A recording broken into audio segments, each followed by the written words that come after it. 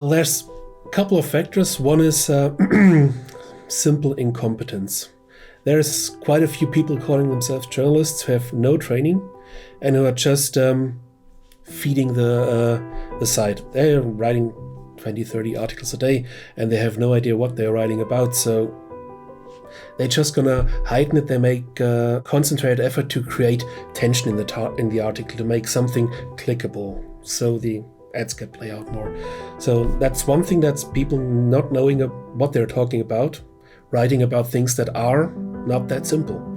These days, movie making is a very, very complex process, so actually have to know what you're talking about. You are listening to the 21 Artist Show, a podcast that inspires creatives to make meaningful content to pursue their passions.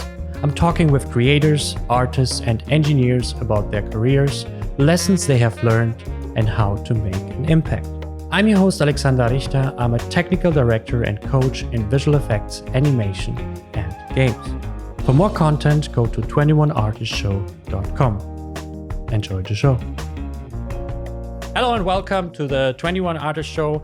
My name is Alexander Richter, and today we would like to talk about journalism and visual effects. Since the beginning of visual effects, there's always the discussion of public opinion about how visual effects is perceived, how important it is in movies, and also what people think of it as an important part, as something maybe in the current times of Marvel fatigue where maybe it's too much. Who would be better to talk about this topic than Bela Beier, who is the chief editor of the digital production. Thank you for joining us, Bela. Thanks for having me. Nice to talk to you. You probably saw it through the years, but also currently it's a hot topic a little bit of no visual effects, no CGI in our movies, and it's pushed obviously from the movie itself, from the marketing department, but it slowly also creeps in something like The Guardian and saying like, oh, we want back to the old times of no CG, and then they show something like Barbie with a blue screen and they say like, oh, Barbie has no CG. And I just want to get your opinion, because you run the digital production and that's also where we know each other from. I wrote a few articles for that. Is how do you see the whole journalism in terms of visual effects? Where do you see your position of what to do about it and how to introduce it to the world, basically? That needs to be broken down into a couple of components. The one thing is The Guardian and the Twitter sphere and so on, when they talk about no VFX, they're just complaining. This is just nostalgia. They want to go back to their typewriters and vinyl records and stuff. Hipster articles, basically. I didn't want to say it, but yes, most of the people who write these kinds of articles, including The Guardian, have no idea what they're writing about. So as an industry, we can ignore them. This is just blabber in the background. And since there are currently no news at all, they have to write something, and so they're going to write about that. This is the part where, as a VFX industry, we can ignore them. There's going to be complainers, it's the trolls. And they're going to stay around because they can't tell their readership, oh, I always liked the Marvel movies, but now I don't, and I can't say I've been wrong a couple of years ago. So ignore them, that's background noise. The more important thing is, in my opinion, that the art journalists, the movie critics, they seem to have lost the understanding what VFX actually are, because in all the interviews with directors saying no VFX, no, they did not say that. It's a great honor to be getting an award from the VES Society. I feel a little guilty receiving it from you guys as somebody who often appears in the press talking about my use of CG like an actress talking about her use of Botox.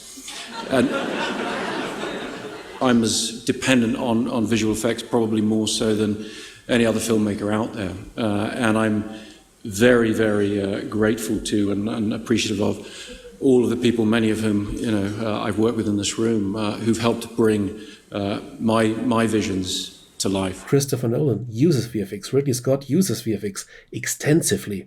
You don't get MPC involved for Picture Napoleon if you don't use VFX. That's what they do. But the journalist doesn't understand that there's difference between, oh, I have this big exploding robot with dragons and kaijus and whatever, and something like, invisible VFX, with digital props, with set extensions. They do not understand that. As VFX industry, we have to either educate the people.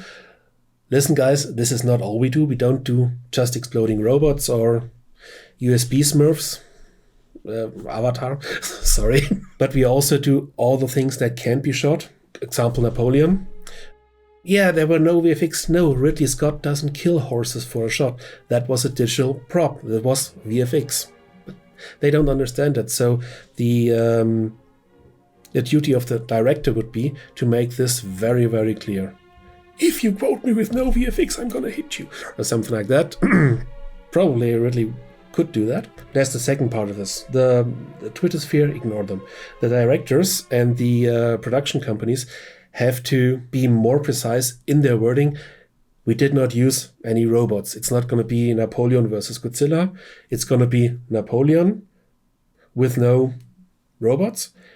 But we still use VFX. We still use digital techniques. The argument for our industry in itself would be that we should probably demand more attention and more care from the production companies of the movies. A couple of weeks ago, I was having a couple of beers with a friend who works in a VFX company. And one of the things we developed was the new idea for the production alliance of VFX. Anytime a director or a actor or somebody else says there's no VFX in these movies, the price goes up by 10%, and then the production companies will make sure that everybody on production is on a very, very short leash. It would be time for the VFX studios to demand their due, because most of the movies these days are extremely VFX heavy, even if you don't see them. And yeah, it might be time to found a production alliance, maybe a union, or at least a very, very noisy club of VFX artists to get the attention on the work they're doing, and also to have the amount of shouting power to educate, even if they don't want to, the journalists writing about no VFX. It's a difficult time because if you look at the last 50 big earning movies, the AAA movies, whatever, all of them have been very VFX heavy. So apparently we are quite important for movie making these days. So let's get the attention. Let's get the proper titling. As someone who worked on the Blue Smurf, I'm like, oh. I know, this is why I used this example. That is basically the whole discussion. It's the public perception and the journalism perception of this huge department and this huge part of filmmaking that feels sometimes undervalued on the public eye, but obviously we talked about before, sometimes it feels undervalued in terms of, payment, time, and so on. I'm wondering, and I think that is you are the best person to ask that.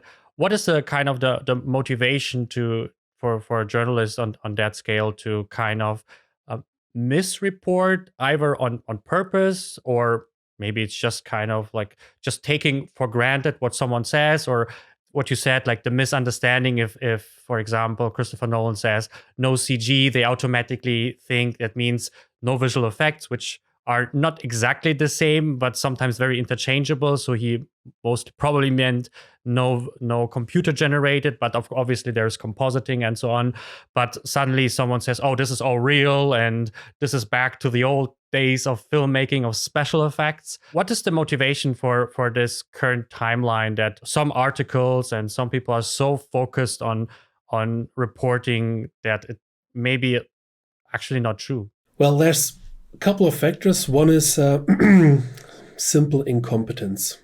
There's quite a few people calling themselves journalists who have no training and who are just feeding the site. They're writing 20, 30 articles a day, and they have no idea what they're writing about. So they're just gonna heighten it. They make a concentrated effort to create tension in the article, to make something clickable, so the ads can play out more. So that's one thing, that's people not knowing what they're talking about, writing about things that are not that simple. These days, movie making is a very, very complex process. So actually have to know what you're talking about. On one side, incompetence, and at the same time, complexity. But you also mentioned the second part of economics, Yeah. where you are incentivized to just push out as many content. And you, as you kind of also mentioned before, when we talked, the clickbaity of the thing, like, kind of incompetent, but that's fine because at least it is kind of It's clicking, yeah. Makes people angry and clickbaity and whatever, basically. Exactly, because you have to understand that these days general interest has general interest magazines. Short definition of the terms: general interest is all your daily newspapers, all your non-specialist magazines and blogs and so on. So newspapers, news shows, all of this is general interest. So they cannot assume that their audience knows what they're talking about. So they either have to explain it, which is a lot of work, and the more complex the topic, the more effort would be necessary to explain it.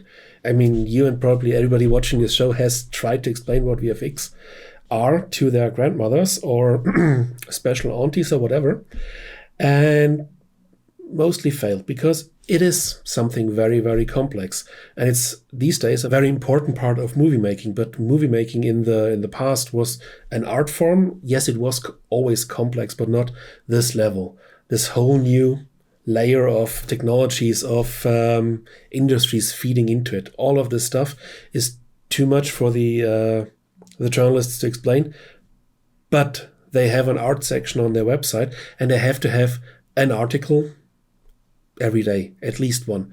So they're gonna blunder. They're gonna misrepresent some quotes. I'm sometimes not even sure that it's anything malevolent. I don't think that they want to make wrong statements. They just don't know, because it's very, very complex. It's an industry in itself with its own terms, with its own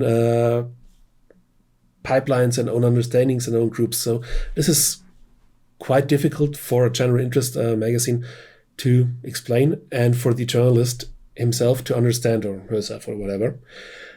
But they still have to feed the page. It still has to be something they publish. Feed the beast, I think Ed Catmull called it in Creativity Inc. for the production. But I think it applies here too, like feed the beast. The one side, the journalist does not have the time to learn about VFX, but he has to write an article about it. And the other side with the clickbaity thing is when you're in such a competition with all the other magazines out there. So you mentioned The Guardian. You, as a German guy reading The Guardian, means this type of general interest magazines, they are competing worldwide. So they cannot go for a completely balanced reporting. This would not work.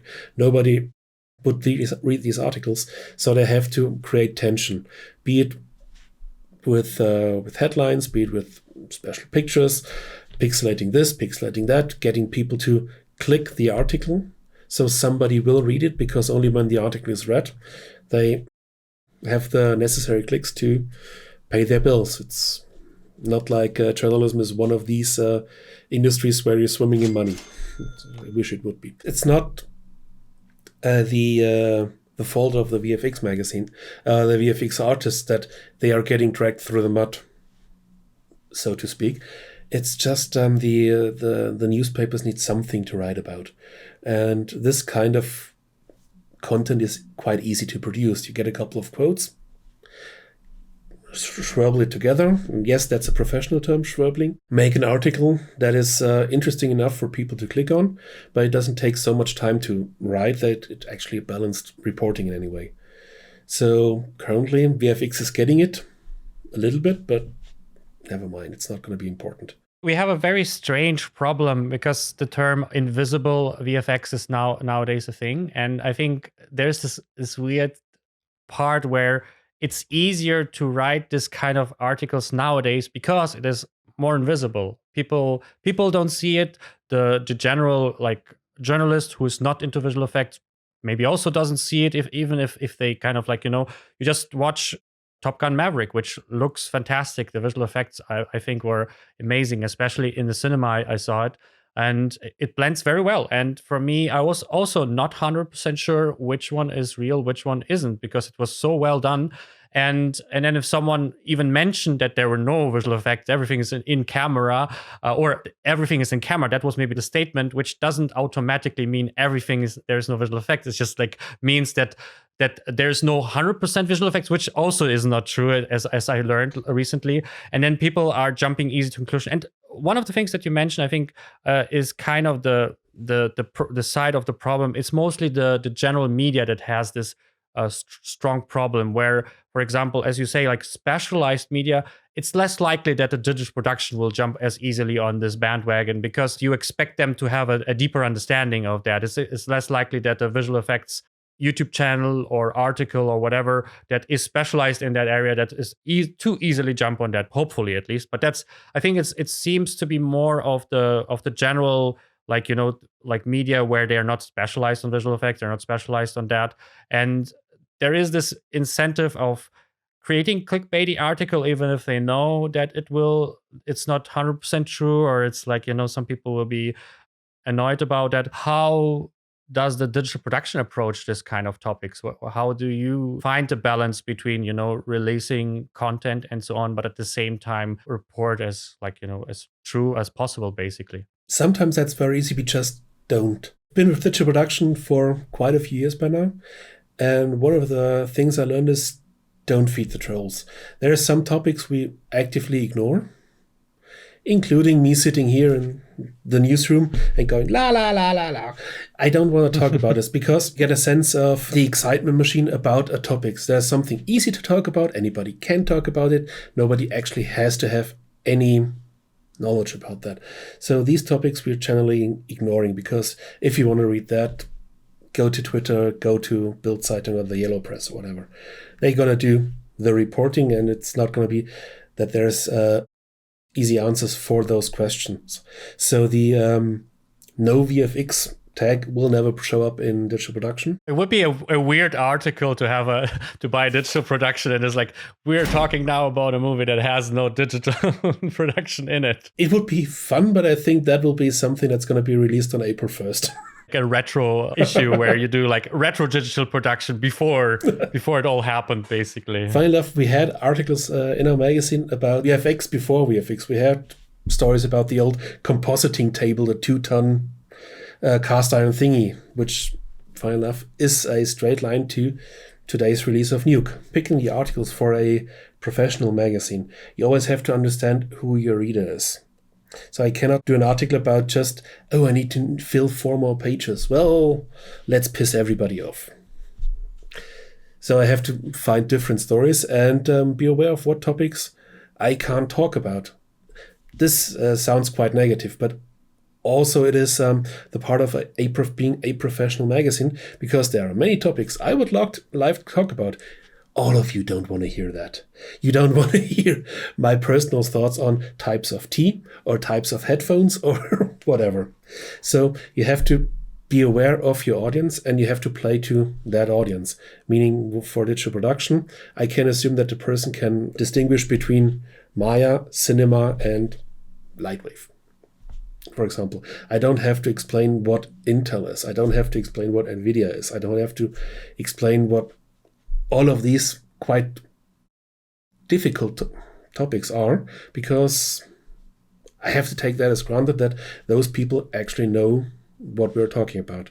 Now, there's always a bit tricky when we're going out of our usual core topics, because the idea for this magazine is that as a supervisor for a compositing department, there's nothing I can tell you about Nuke. You know all this. But I can tell you about all the things you might want to know about, all the tools feeding into it, coming out of it, what's happening in other parts of the VFX world. Each article needs to understand at which point can I start the article, what do I have to explain, and what don't I have time or the brains for to explain that. The clickbaity through negative like writing and negative videos and all of that, it is kind of trendy at the moment. Also on YouTube, you see a lot of like the bad things that happen with this person or on this set or on this production or something like that. I'm absolutely for negative discussions about, the problems in visual effects, low payment, overtime, burnout, and stuff like that. But it always has to come in the balance of first thing, reality, and second thing, it should always be on the side of how can we improve that? Exactly. Where's the problem and where's the solution? And not just everything is bad, all these people are bad, and all that is bad, all the studio's fault, and So for me, it's always important if you go into a negative topics, and you should, because there is always some problems in every industry. It's always should be kind of more of an understanding where this is coming from. That's why we talk. I would like to know a little bit the journalist side and the motivation behind this weird journalism, or also even not the journalist, even sometimes the director suddenly kind of pushing this narrative so hard of like, you're like, why are you trying to hide 70% of your workers, basically? The thing is, in journalistic terms, this would be called the intention of the article, or the intention of the communication. And one additional thing with directors pushing it. So to give you a perspective, when you're interviewing a director, he's gonna not do just an interview with you. These poor people, and sometimes actors, they get 5, 6, 7, 8, 10 today's 15-minute interviews. And because journalists are fallible like anybody else, yes, I said it, sometimes you don't get the recording, you ask the wrong question. So you're looking, what did the other journalists ask? And something that the director said, just as an answer to one very specific question, maybe some very, very pointed thing. Oh, no, we didn't use VFX for that. We recreated, staying with Napoleon, we created most of the uniforms and the wardrobe. We didn't use any VFX with that. So a journalist who has to finish the article by the end of the day is going to use that quote, forget about the discussion about this was costumes, just we did not use any VFX. And so because a lot of journalism, general interest, is just copying and pasting, everybody's thinking, Ridley Scott told everybody that we didn't use VFX. No, he just said, for this, we did not use it. And this copy-pasting is how you make an article more clickable. It does not have any intention, because the people publishing it only have the intention of getting you to click on it. It's not to tell you about the problem. It's not about to tell you about the pipelines or what was done, actually. It's just, we have a very limited amount of time and a very limited amount of competence. Sorry. Let's make an article of that. So, and yeah, this kind of journalism, I might have picked the right finger for that. So why do you think there's this obsession in general on all sides of ignoring visual effects? Why are people so because they could have picked every other topic there. Oh, it costs that much or that less, or they have in a 15-minute interview, you find at least 10 possible things you can jump on and say, like, make this this is so, and this is so big. And you can always also say, wow, this has so much visual effects, it's incredible. Why do you think there's this trend at the moment of saying the opposite, like there's no visual effects, like nothing, everything's real and so on? Because they're all feeding from the same trough, so to speak. General interest journalists these days are very aware of the Twitter sphere, of TikTok, of Insta, whatever. They pick up the most discussed topics, obviously. And when you see something like that popping up once, you think, oh, this is a topic, I can use that. So imagine you have a newspaper, you're Citizen Kane or whatever, and you see, oh, there's this hashtag no VFX, and there's people talking about that. When I send my reporter out to get an interview or a couple of quotes, do I tell him, say the opposite of that, or say exactly the same thing? You feed the monkey. You feed the beast. And this way it becomes a self-fulfilling prophecy. People who neither really believe what they're writing, but they have to write it because it's going to sell newspapers. And the other ones who did not see the topic at all so far, oh, look, the colleagues are writing about this. We should do something about that too. Again, without conviction, without any knowledge, without any malice. It's just, yeah, we have to write an article about this and that. For the listeners, if you have an article that really annoys you, especially in that topic, look what the rest of the articles of the author was about, and then you can usually see if, oh shit, we need something for the arts department today, or if it's something that some actual brain power has gone into.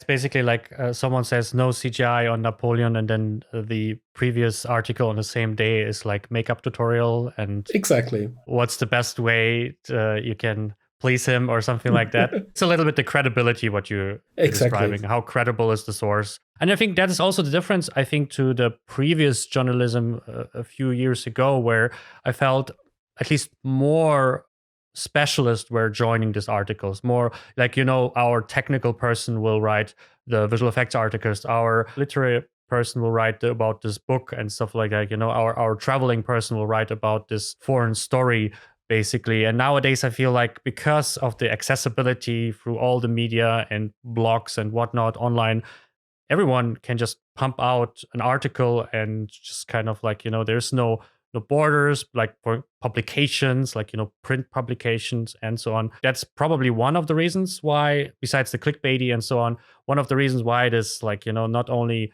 bad articles, but also uninformed articles come out, because it's so easy, it's so accessible to everyone, and so easy to publish anything, basically. There's actually 3 answers to that. 1, welcome to middle age, Alex. You've reached it. Everything was better.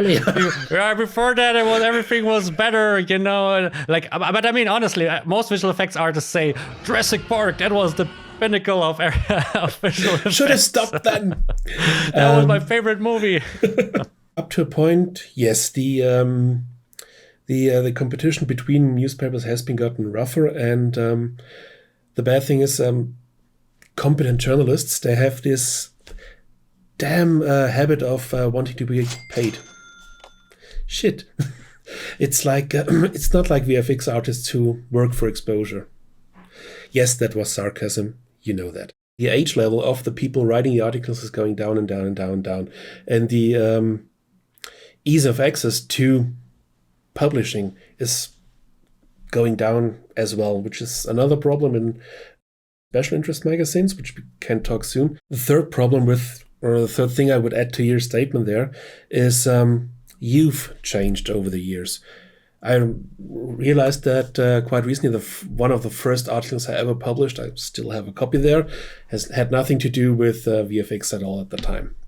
And then I realized when I was looking through the rest of the magazine, most of this stuff was not really good. As a reader of news, of magazines, you grow up, you learn new stuff, and as a general rule, with general interest tries to explain something in special interest, they get it wrong.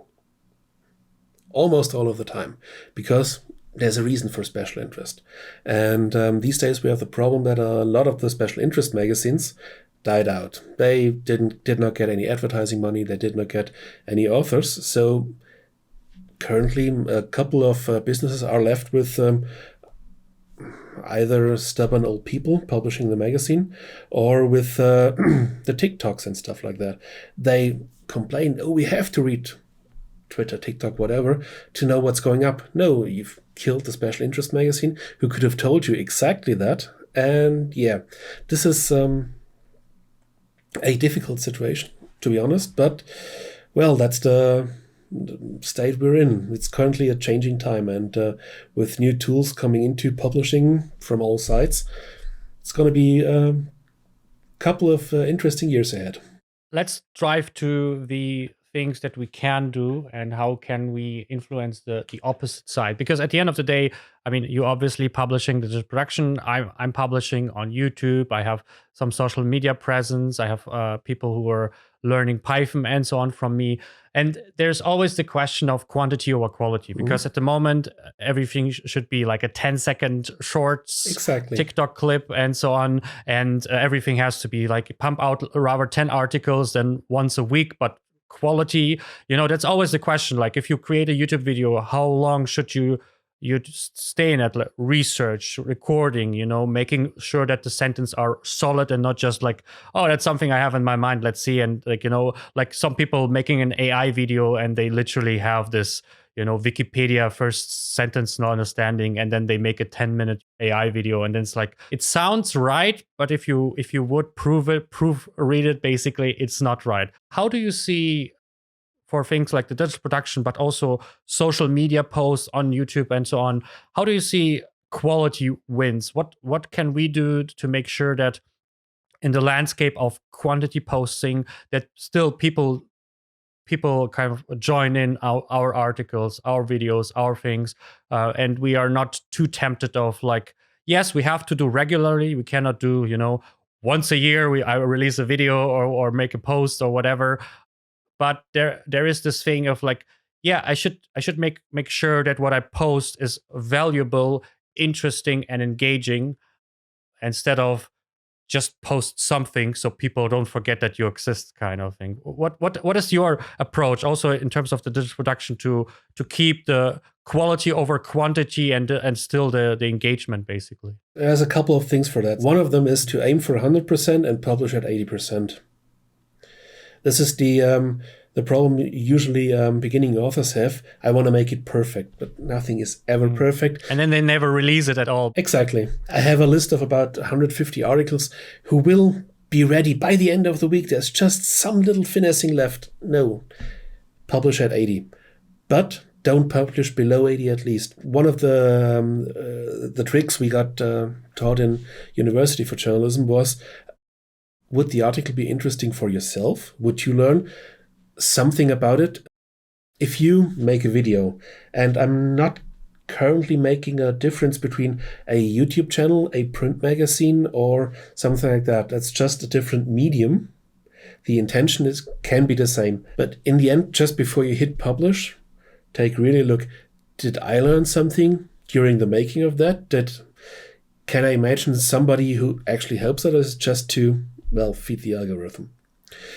If you're doing feed the algorithm, it's also very, very kind of boring, honestly. Like, if you have a little bit integrity, every time I did this, I watched some YouTube video or some article read about how to, engage and do marketing and, post and that. It's always this, just like, write this kind of stuff and whatever and just post it. And it's always shorter and shorter and easy to, bite size and whatever. It's easy to follow the marketing trends, the explanations and the hype around how to get more engagement. But the basis of all publishing, no matter the channel is, it has to be for somebody. It has to be useful.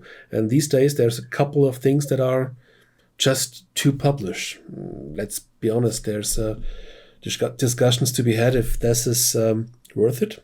I don't think so, because the 10,000th posting about vacation pictures or tourism journalism, which a couple of years ago was actually useful advice.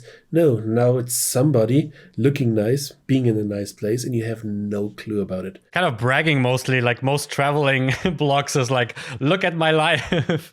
And here it was wonderful. I didn't pay a cent. And you don't learn anything, basically, just kind of a small impression kind of that, yeah. And if that's what you want to do, fine, but neither should you brag about it. And obviously the ones who do actually do something worthwhile will not respect you. The short-term, long-term maybe situation, if you don't have quality and you just post this bite-sized nothingness, there is a little bit of like, interest kind of hopefully wanes after a while, generally, because you didn't learn anything from this. It's just, same as you already know, basically. Maybe this is something I have an opinion about, but I don't have any experience, because this 10 to 60 second short form content is just starting out. It's 2-3 years basically, and I can imagine a proper publishing working with that. For example, interviews being in single bites, not one long form, but this is this topic, this is that topic. So going maybe not 10 seconds, but a minute for each answer. That could be something interesting and easy to consume on a device and in a situation where you don't have the time to do that. I can see an argument for this kind of short form content, but in the end, it has to be part of a larger narrative, of a larger conversation. A large quality narrative, this is just like a teaser, and then you watch or read the whole good article, good video, good whatever. Basically. Exactly. Or you watch the whole good video in small chunks, because this way it's easier to link to consume on the bus. Or let's be honest, most of professional media is consumed on the toilet.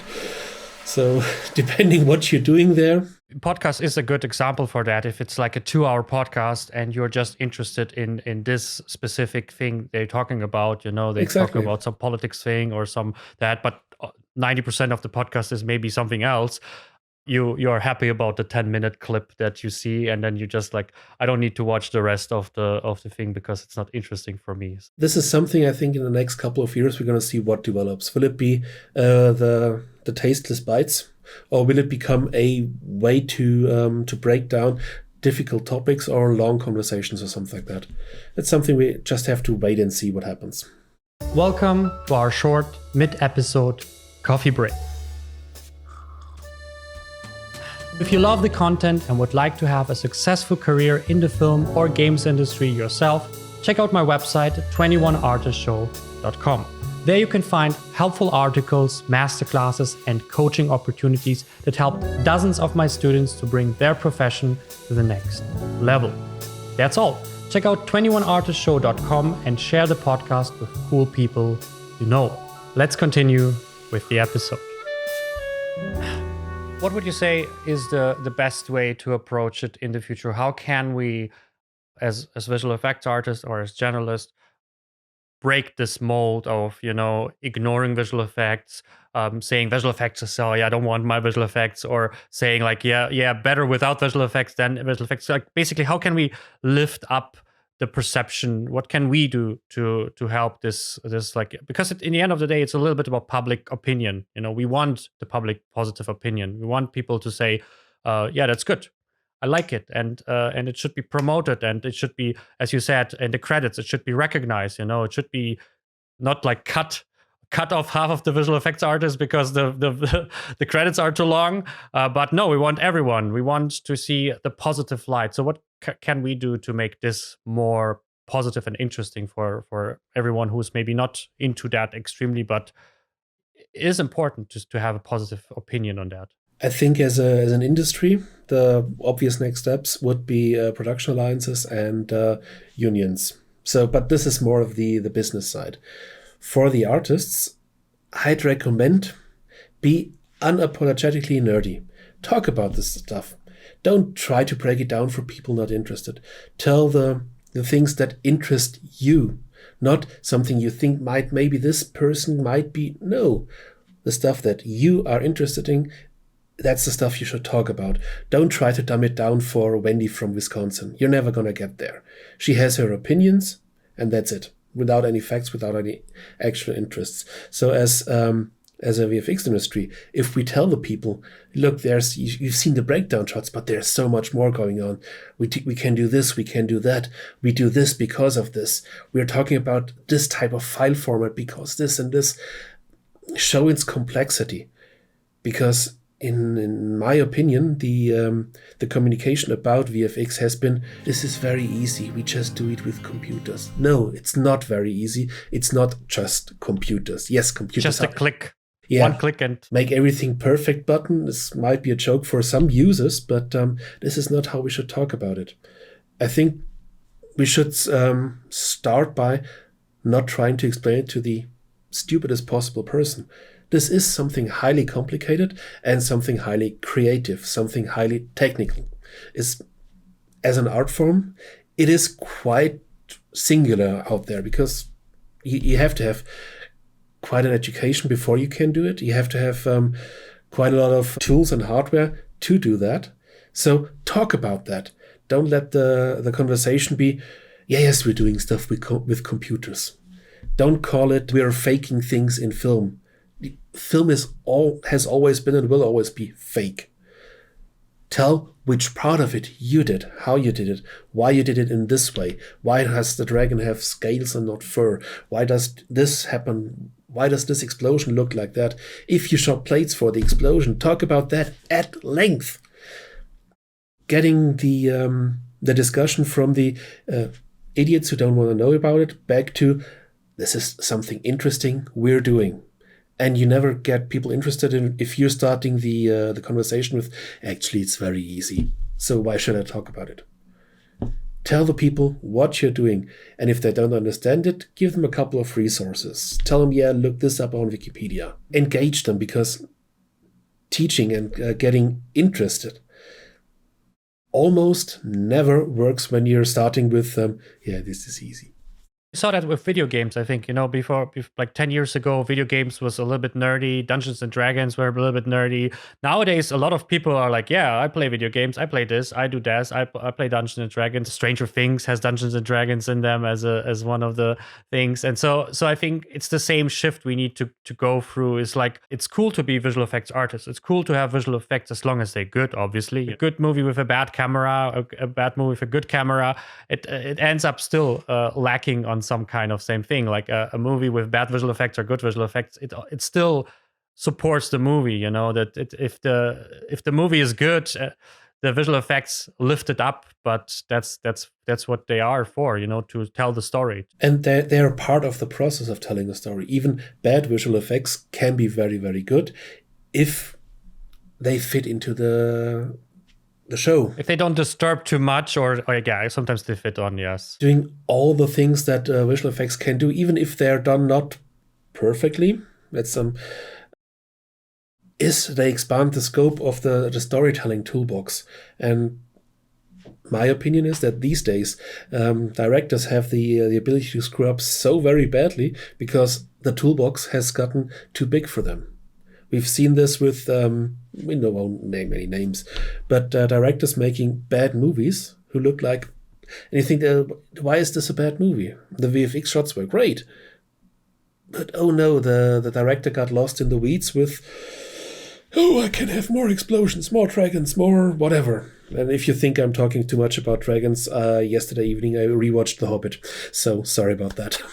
To fix it in the post, basically, a little bit. Like, we don't have to record everything. Let's just put a blue screen in the background, because we're not sure yet what the background will be exactly, And then The Hobbit is an example. I remember where Gandalf, the actor, Ewan McGregor, who was like had a nervous breakdown because he was playing on a second stage in parallel to the Hobbit stage, where everything was green, and he was just interacting because he's much bigger than the Hobbits, and he was just like, I cannot do that anymore.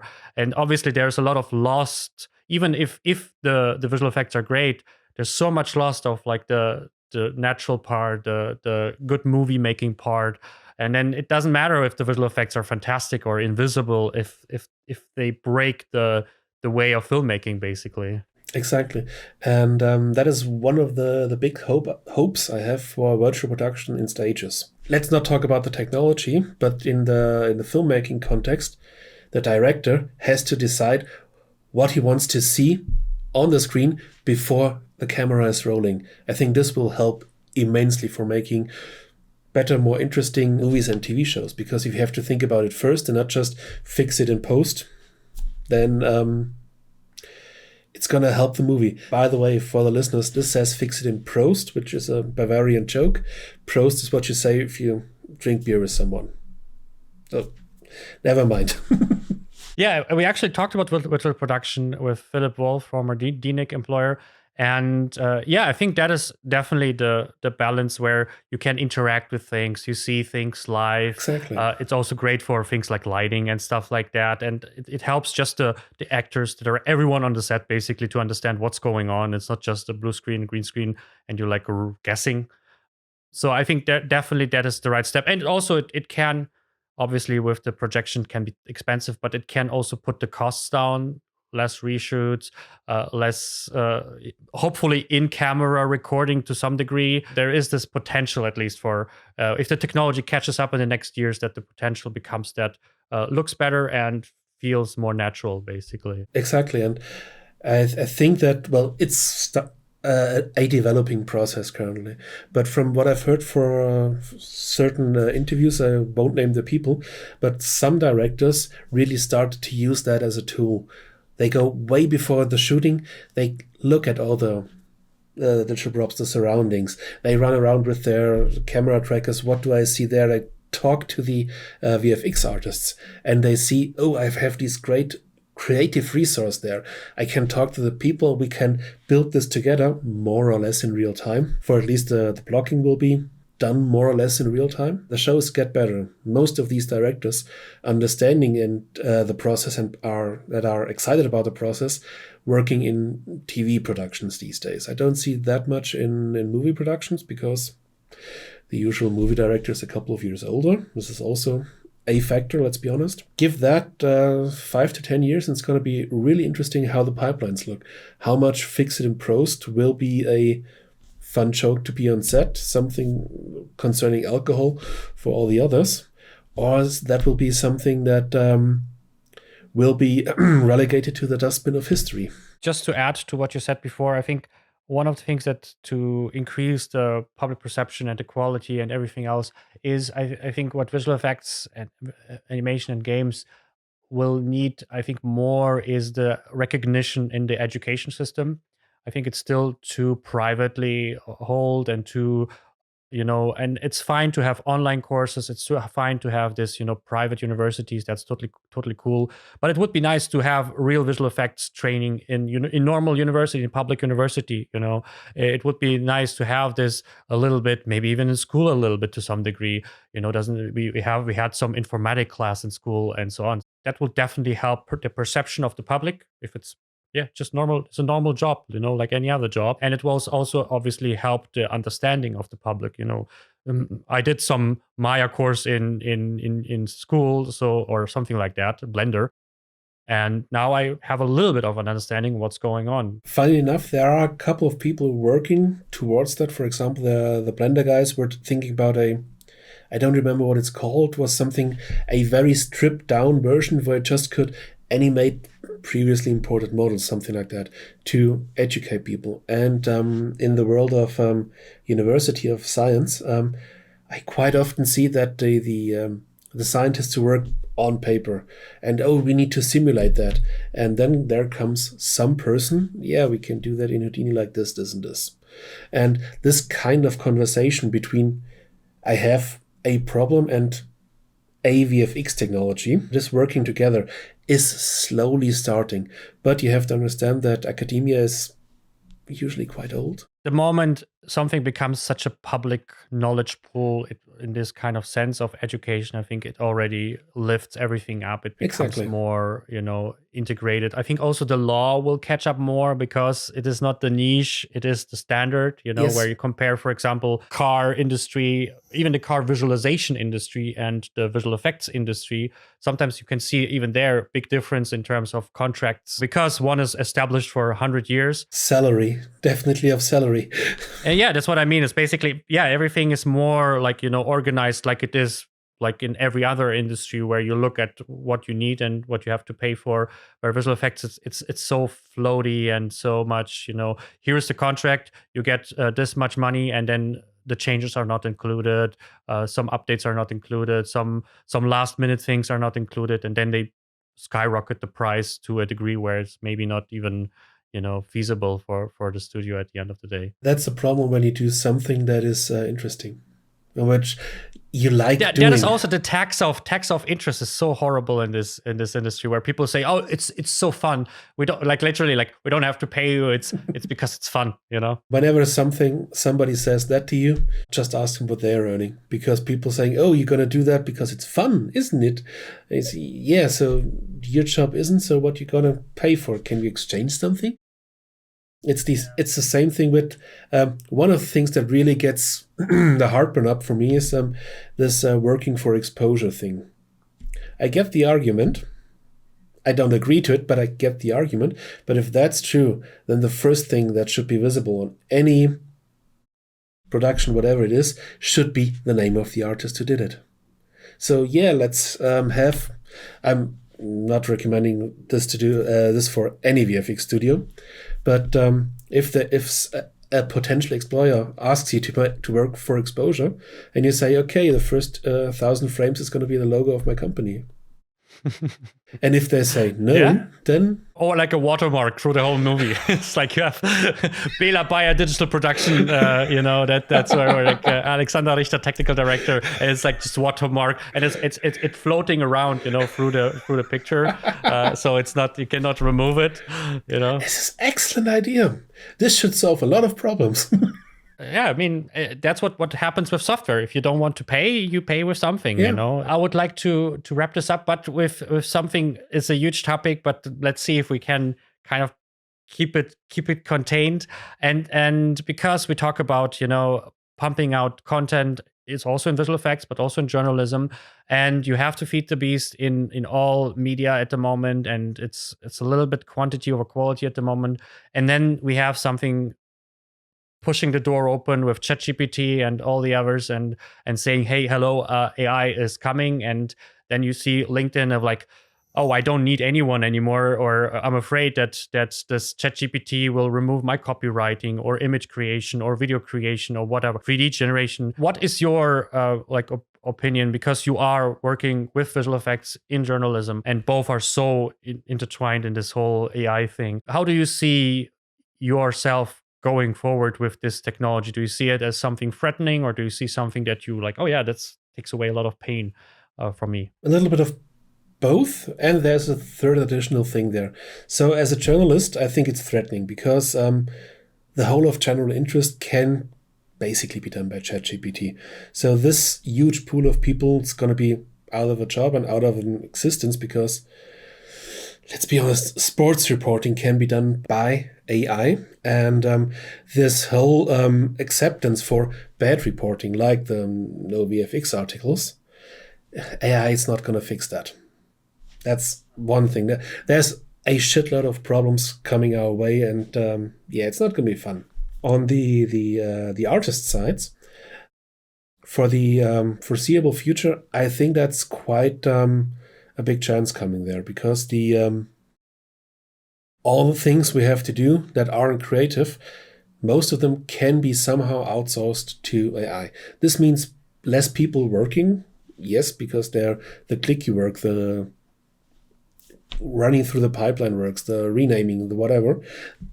This work will fall away, so that's going to be jobs lost. But the ones left over will have more creative freedom and more options to iterate, to express whatever they think they want to have in the frame. So that might be good. The third thing is, you mentioned the copyright. Dude, that's bad. That's bad. That barn has burned down. The horse is left. The barn is burned down. Because current copyright laws are not a match at all for these types of content grabbing. These kinds of AIs or companies searching out magazines and databases just to have some stuff for the AI to learn from. It's not that it's good what they're learning from, because the problem is, like in many cases, quantity versus quality. Currently, AI is learning about quantity. They get all this. We can simulate everything. But I don't want you to simulate everything. I want you to simulate the good things. And this is a discussion that hasn't even started yet, because obviously I've played around with ChatGPT, obviously. And I tried to get it to do a couple of interesting things. No, it's all the marketing blurb. Every ChatGPT article sounds like it's written by a slightly concussed, over-enthusiastic marketeer. That's nice for the Instagram postings. That's nice for maybe the homework in third or second class. But at a certain point, it just breaks. And you still need a person who knows what they're talking about to finish that, to make this blurb of data into an article. On the other hand, I'd be lying if I don't think a future where I never have to think about tags and categories and stuff like that. That would be nice, because it's annoying. And just having to, for example, we're talking about journalistic, there's something we love, that's DeepL, the translation and editing tool. Yeah, it's the only thing I know so far which can handle the amount of typographical errors I make. That's wonderful. That's AI which I can get fully behind. ChatGPT, well, it's a bloke in the bar who's had a couple of drinks too much. He might know a lot, but you don't know if it's lying or if it's not lying. And half of the time it's not working. So I think it's going to change the way we interact with software, it's not going to be large language models of stuff like that, but it's going to be reacting the tool, the basic tools, and providing them in a way that we can do something with them. You've worked with a lot of packages yourself. You know that most of them, the interfaces are not really that good. Yeah, by the way, guys, we currently also host the TD Meetup event, which is a monthly event where we also talk about everything interesting in the TD space. And one of the recent topics was actually AI. And how I approach this, for example, in the beginning is first explaining what AI actually is, because I think there is so much misconception, like with the normal public, what visual effects is. A lot of people still say special effects for visual effects. So the first thing is always educate on what AI actually is and what it isn't. And this includes machine learning, deep learning. So that's the thing we talked about. And then the second part was basically we talked about tools and fear. What are the current tools, ChatGPT and so on. Too many, honestly, too many tools. And everything has now the AI label, even if I'm not sure. I tried Autopod for editing the podcast. I honestly would say I can program that. There is no AI needed to track who's speaking and just cut that in Premiere. So if there's AI, it didn't work sometimes because I didn't align it correctly, or, I didn't put it on the first frame. So there was a lot of limitation. You really had to put it in a box so it is okay for the AI. So I'm not sure. I can definitely see this be programmed very well with just the right threshold of audio and video understanding. What we also ended up this was a discussion about how people are, what they experienced, that they lost the jobs and so on. And the general consent was with everyone who was there was basically, it's something you should try it out. You should not hide from it and say, oh, I don't know, because A, with trying out, you understand what's going on with this tool, and B, you can, as you did, you can find out if it's useful for you. Maybe it's not the hot thing that will solve all your problems, but it at least can. Maybe you will use it for a specific parts where you say, hey, ChatGPT give me inspiration, it fixed my writing a little bit because it looked at specific things. And so I think that is what the current state is. It's not great and it's overpromised, but I think there is potential, like with Google, that's why I call it like Google 2.0, is like it can help you. And the best description is it's intelligent but not smart. It knows a lot, but often it cannot put it into Hemingway writing or into great visual effects artist quality, but because it just is informed, but has a problem to put it together in a way that you would like it to have. Sometimes a quality issue, sometimes a personal what you like issue, In the end, it's still a tool, so you have to understand how to use it, and nobody expects a tool to do everything. I think one of the problems currently with the fear of AI is there's people losing their jobs. But if the current state of AI can replace your job, it's not obviously a very good job.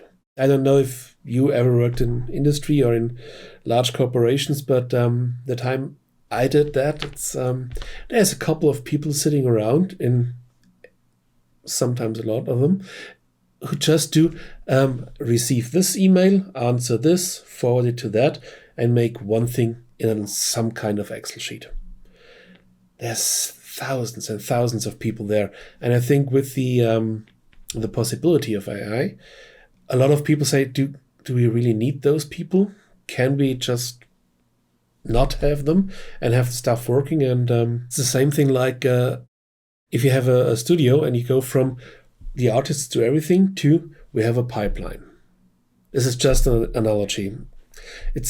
You don't have to have somebody to rename all the files and do them from here to there, to there, to there. No. I don't think anyone will be complaining about that. Oh my God, why are there tools to help me save the file correctly exactly. in the project? The same thing happening, but from different points in the development of the tool. So there is a little bit this problem of AI, of this. In theory, it should replace a human. That's the goal of AI. It should mimic the human. So there is a little bit of the layer, but yeah, I agree with that. It is industrial revolution on 3.0 nowadays. Exactly, yeah. Basically, it removes all the low jobs that maybe to some degree a lot of people don't want to do. You don't want to write a specific way, and just want to write a sentence, and then you're like, oh, it has to be a specific, like corporate wise. So you ask the AI to rewrite it a little bit more corporate-y, or you don't want, as you said, like saving and whatever. It would be nice if the AI understands where you save your Premiere and 3D files and whatever, and it automatically at least suggests it correctly because it learns from you, and then you just press save, and that's what a pipeline would normally do in a. So we also allow it to bring it to the normal person who is now getting help by this automatic thing. And obviously translation is better, because I like German into English is often very bad, because first thing, it comes from the English as the base, but also because sometimes the expressions, like literally, you have to have context. If you don't have context, you cannot translate it correctly, especially from the German language, which has so many words and so many word plays.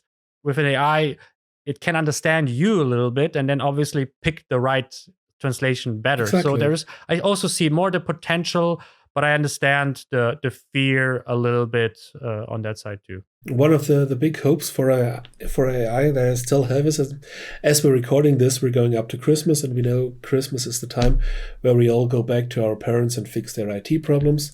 I'd love for some technology to explain to my mother how to set up her smartphone. That would be wonderful. I think what we all want is Iron Man's Jarvis. That's the goal of AI.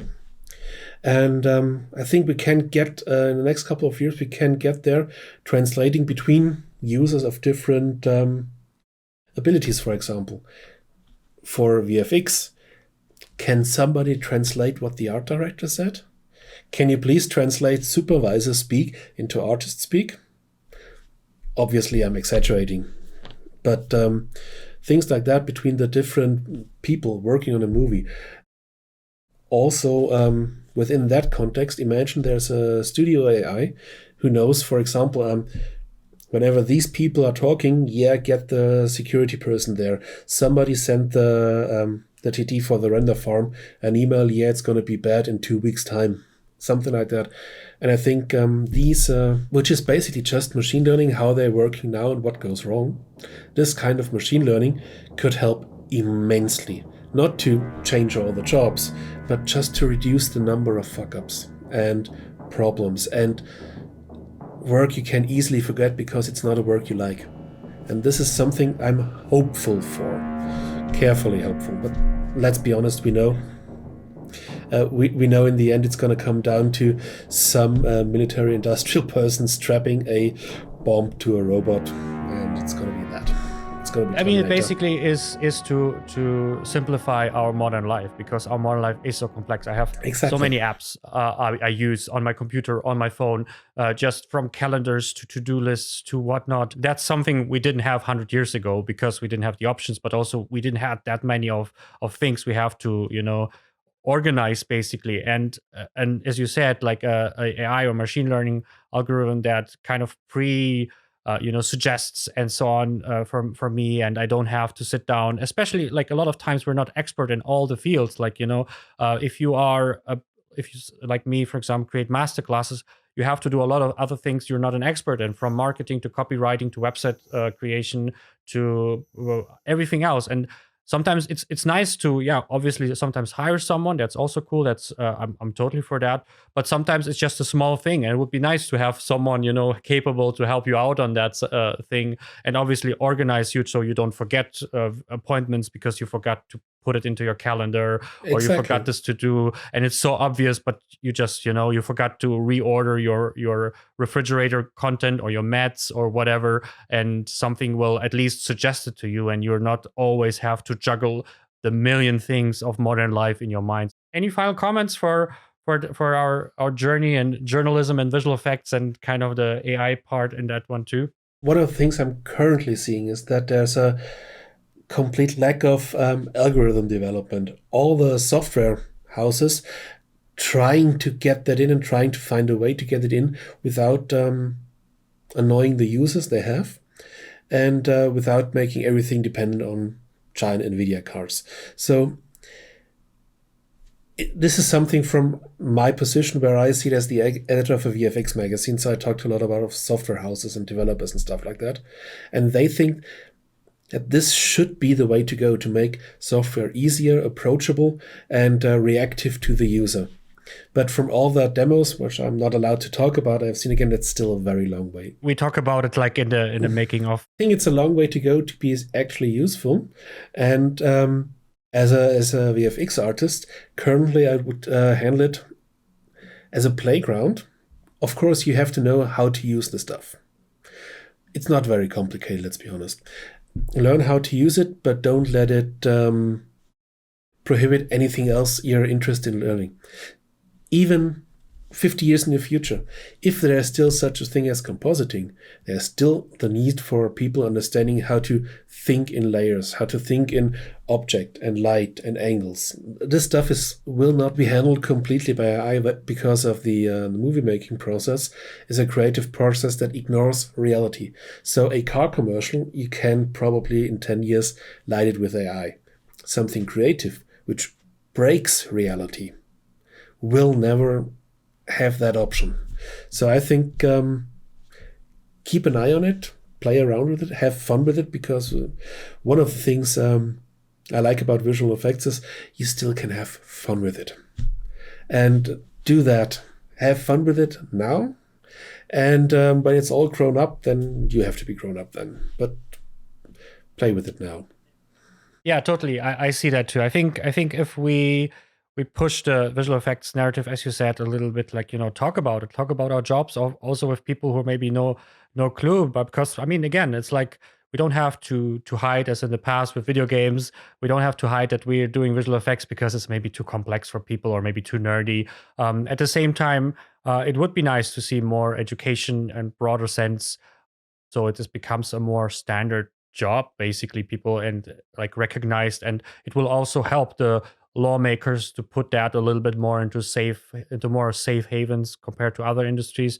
And at the same time, we need so much content nowadays. That means we need so much artists and TDs nowadays, because streaming and all the visual content is so, after COVID and all of that it's become so important for us. So it is a lot of demand, and also a lot of demand for new people.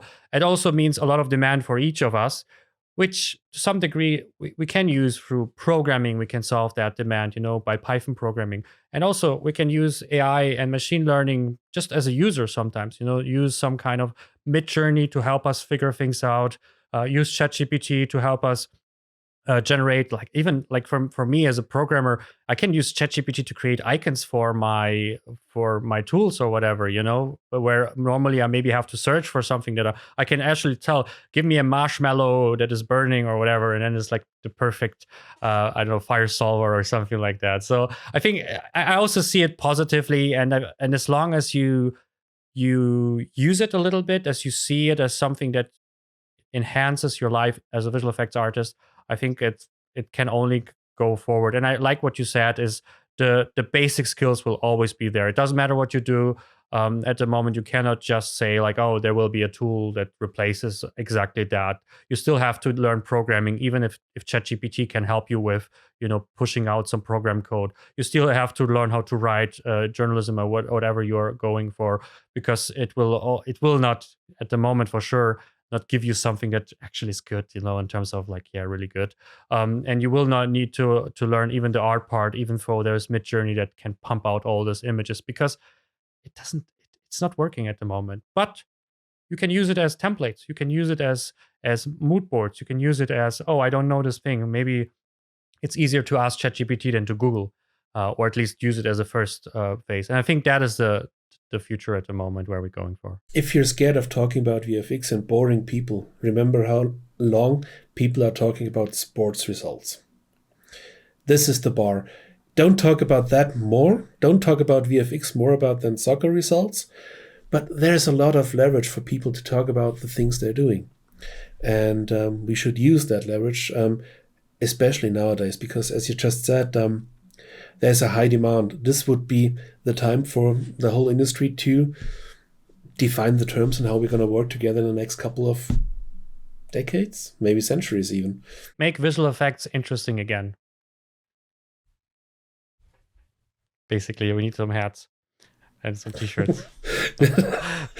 Bela, thank you very much for joining with us and giving us a little bit of a look of the journalistic side of visual effects and the basic of how it works nowadays, modern journalism, and giving us a little bit of an understanding of what's behind all of that, and or maybe to some degree why this kind of backlash is created. And I really appreciate you taking the time. Thanks for having me. It's been fun. If anybody wants to be in contact, just write it in the description or the comments below the video. Put the digital production and your contacts into the description, so if someone wants to reach out to you. That's it with this week's episode of the 21 Artist Show. Thank you so much for watching and listening. This podcast is 100% ad-free, and to keep it that way, check out my website 21artistshow.com. There you can find exclusive access to awesome masterclasses and coaching opportunities to work successfully in visual effects, animation, and games. Just go to 21artistshow.com. And don't forget to share it with people who would benefit from that content and tell them they're awesome. See you on the next episode.